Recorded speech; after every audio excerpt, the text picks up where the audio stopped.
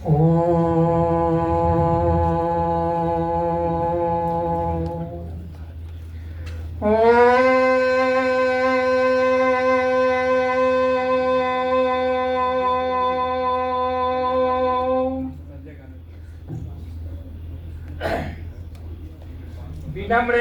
बाल साहित्य संस्थान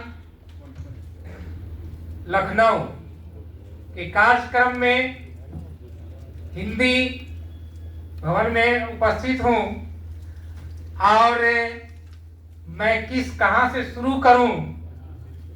मुझे याद आता है राजनारायण चौधरी की बात, याद आती है राजनारायण चौधरी की बात, और उन्होंने स्मरण किया और मुझे बतलाया कि लखनऊ में एक सूर्य कुमार पांडे जी रहते हैं,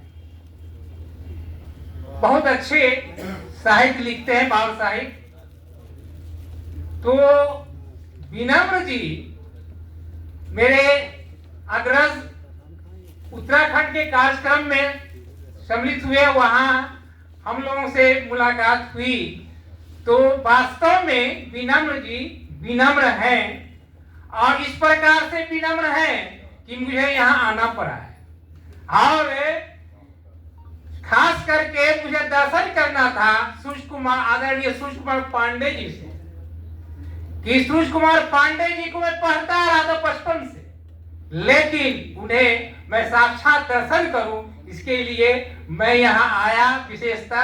और विनम्र जी के अनुरोध पर बात रही कि यह बाल साहित्य जो हम लोग आगे की ओर बात कर रहे हैं कि नागेश पांडे संजय भाई हमारे यहाँ गए थे, डॉक्टर रासबंधु जी हमें याद आते हैं कि राजनारायण चौधरी जी, हम उन्हें बुलाया था अपने महाविद्यालय में, चौरसिया राजकिशोर महाविद्यालय में, लेकिन राजनारायण चौधरी जी के विशेष अनुरोध पर उनके यहाँ आवास कर लिए, जो कि हमारे आदरणीय रह चुके हैं।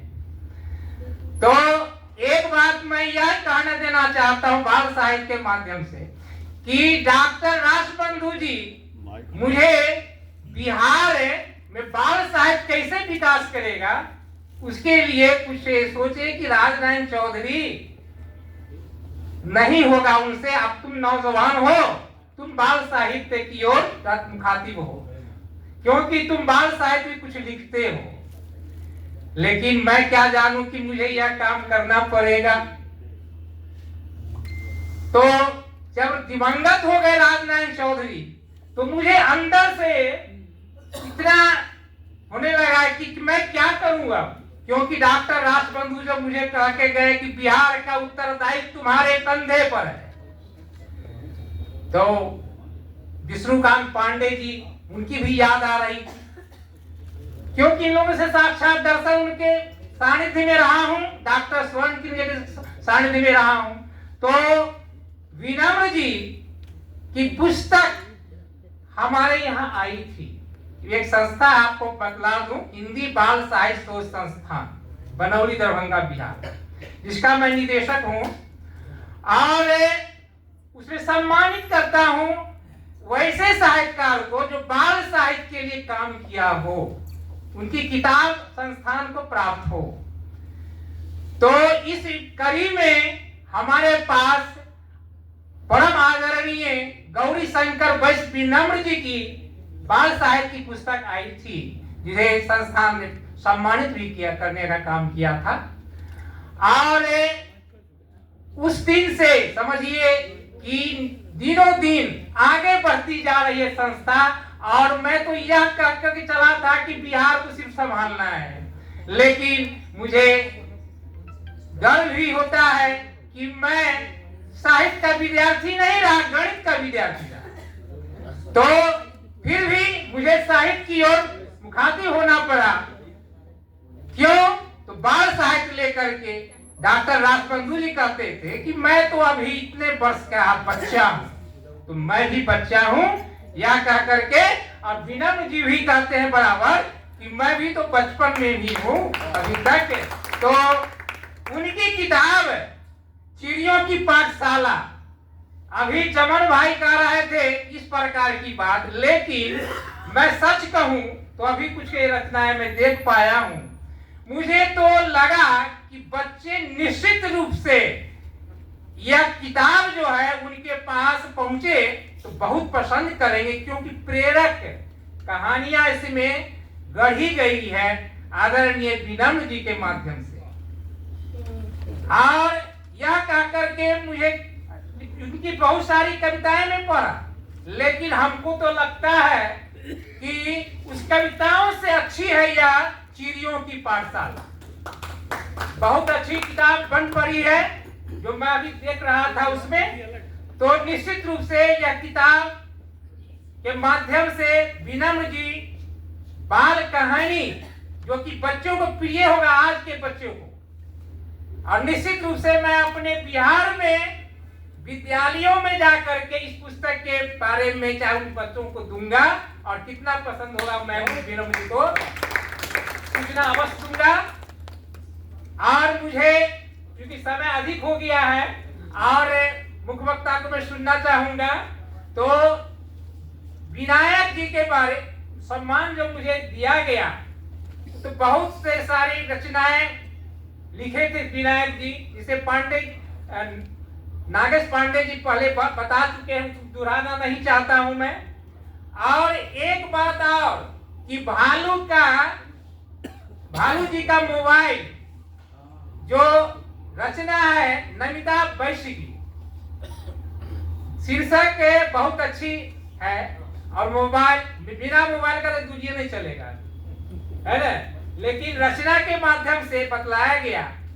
अभी मनीष वैश्य जी कह रहे थे और उनकी धर्म पत्नी क्या नाम है कि मनीष वैश्य की धर्म दिव्य चक्षु शर्मा जी, कि हम इसको डिजिटल रूप से आगे की ओर बढ़ाएंगे, और यह भी जरूरी है। लेकिन बच्चों के लिए मोबाइल बहुत खतरनाक चीज है, वो सभी हम और आप सभी लोग जानते हैं।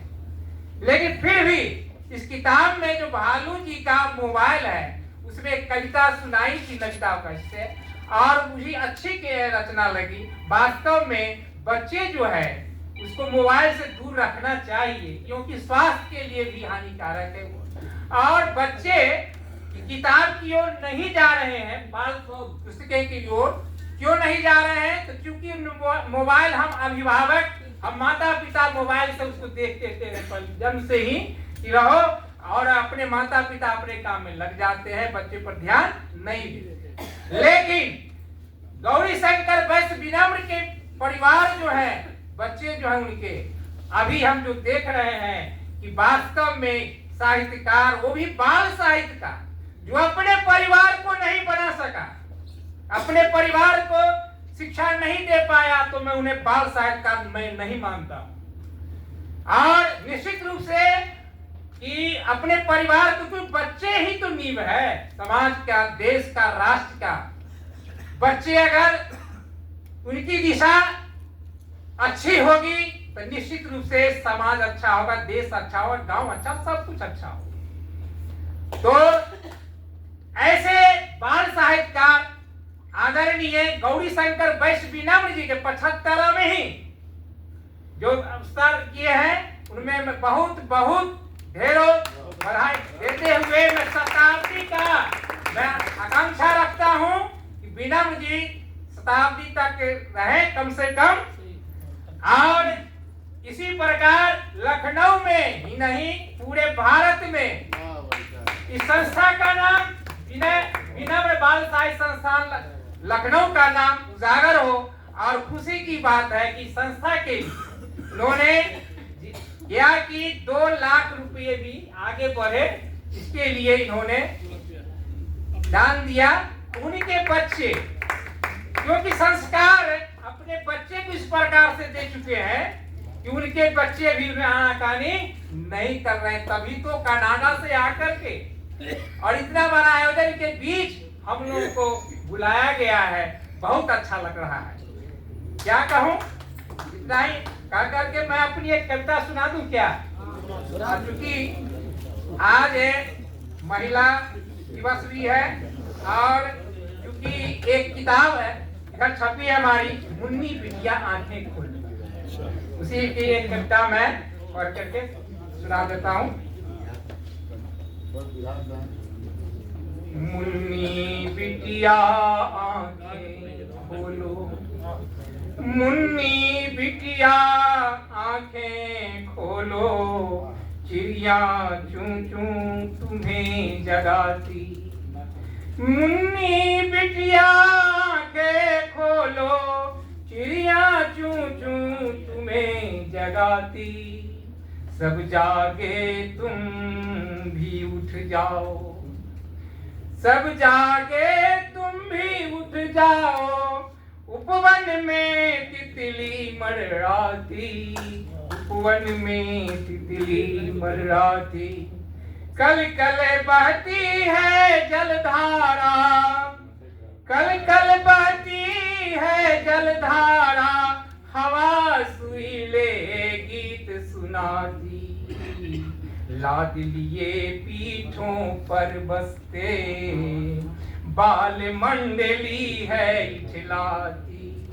लाद लिए पीठों पर बसते, बाल मंडली है इठलाती। चुलबुल है बंदर की टोली, पैरों से फल तोड़ रही है। चुलबुल है बंदर की टोली, पैरों से फल तोड़ रही है। दूध दुहेंगी अब गैया का, दूध दुहेंगी अब गैया का, अम्मा बछड़ा छोड़ रही है, अम्मा बछड़ा छोड़ रही है। काकी घर में काम कर रही, काकी घर में काम कर रही, काका गए खेत की ओर, काका गए खेत की ओर। दादी दादा गए टहलने, दादी दादा गए टहलने, बाग तरफ होते ही भोर, बाग तरफ होते ही भोर। मुन्नी बिटिया के खोलो।